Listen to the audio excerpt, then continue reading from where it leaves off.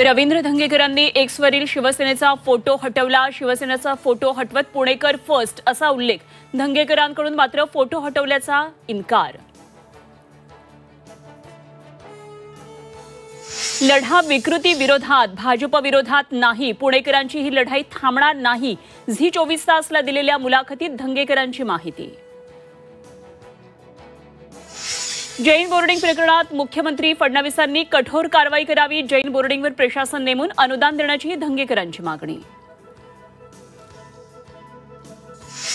पुण्याच्या भविष्यासाठी लढत राहणार. अड्डेवाले आणि गुत्तेवाल्यांना सोडणार नाही. झी 24 तासला दिलेल्या मुलाखतीत धंगेकरांचा इशारा.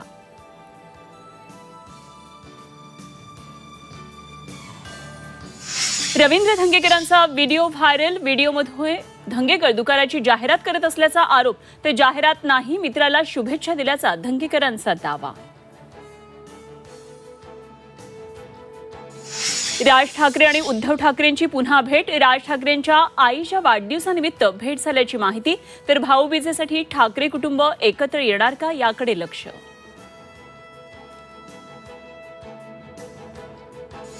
ऐन दिवाळीत धुळ्यात भेसळयुक्त दूध उकळवतानाचा तयार झाला रबर.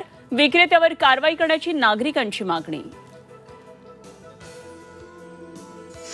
आजपासून 6 नोव्हेंबरपर्यंत वणीचे सप्तशृंगी गड 19 तास राहणार खुला. पहाटे 5 ते रात्री 12 वाजेपर्यंत दर्शन सुविधा. भाविकांची गर्दी नियंत्रित करण्यासाठी निर्णय. लातूरमधल्या चलबुर्गा पाटीजवळ अँब्युलन्सला शॉर्ट सर्किटमुळे आग. आगीमध्ये ऑक्सिजन सिलेंडरचा स्फोट. चालकामुळे मोठा अनर्थ टळला.